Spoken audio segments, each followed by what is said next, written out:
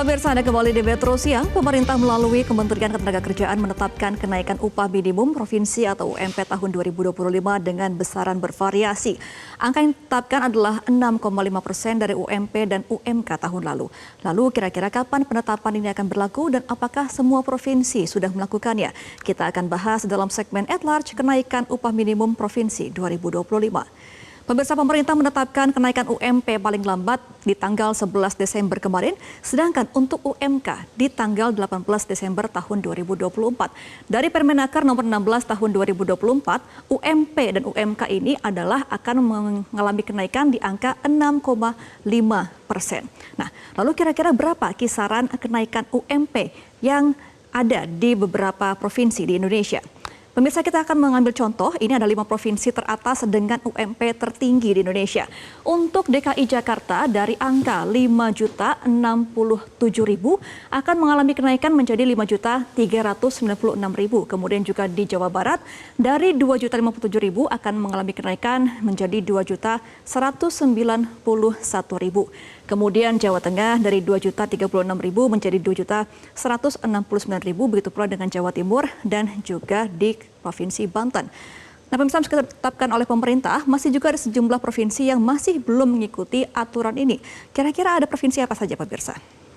Pemirsa, pada tanggal 14 Desember pada hari ini, tahun 2024, Kemenaker mengatakan bahwa ada 4 provinsi yang masih belum menerapkan kenaikan UMP, yaitu di Provinsi Nusa Tenggara Barat atau NTB, ada di Papua Barat, Papua Pegunungan, dan juga Papua Selatan. Alasan provinsi ini belum menetapkan UMP baru karena Dewan Pengupahan dengan pelaku usaha belum dapat kesepakatan. Dan batas akhir di kenaikan UMK ini adalah di tanggal 18 Desember dan masih ada waktu untuk mengikuti aturan-aturan dari pemerintah. Nah, Kemenaker juga menerbitkan surat laporan kepada Kementerian Dalam Negeri untuk menyampaikan daerah yang belum mengumumkan kenaikan UMP. Tidak semua badan usaha dan pekerja ini akan menerima kenaikan UMP. Lalu siapa sajakah mereka yang tidak menerima kenaikan UMP ini, pemirsa? Kita akan melihat mengacu pada Pasal 81 angka 31 Perpu Cipta Kerja, ada 2 kategori di mana UMP dan UMK tidak berlaku. Yang pertama adalah kriteria usaha mikro. Ini adalah usaha yang memiliki modal usaha tidak lebih dari 1 miliar rupiah dan tidak termasuk tanah serta bangunan. Penjualan tahunan maksimal adalah 2 miliar rupiah. Contoh usahanya adalah seperti usaha rumahan, pedagang kaki lima, toko kelontong, dan sebagainya. Nah, kemudian di kriteria kedua adalah kriteria usaha kecil, di mana untuk kriteria usaha kecil ini adalah modal usahanya antara 1 hingga 5 miliar rupiah dan tidak termasuk tanah serta bangunan.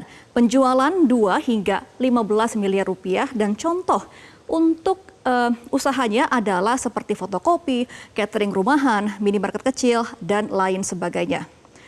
Nah, pemirsa, meski UMP dan UMK mengalami kenaikan, namun pemerintah juga berencana akan menaikkan PPN sebesar 12% di tahun depan. Hal ini pun menuai kontra dari publik, lalu apakah akan diterapkan di tahun depan? Nah, pemirsa, anggota DPR, Komisi 11 DPR yaitu Muhammad Misbahun mengatakan bahwa hasil diskusi dengan Presiden akan tetap mengikuti undang-undang bahwa PPN akan tetap berjalan sesuai jadwal waktu amanat di undang-undang yaitu tanggal 1 Januari tahun 2025. Tetapi kemudian akan diterapkan secara selektif sehingga untuk saat ini memang masih ada pembahasan dan yang sudah dikenakan untuk PPN di angka 12% adalah untuk barang-barang mewah yang tidak dikenakan untuk barang-barang pokok yang akan dikonsumsi oleh para kelas pekerja dan juga publik.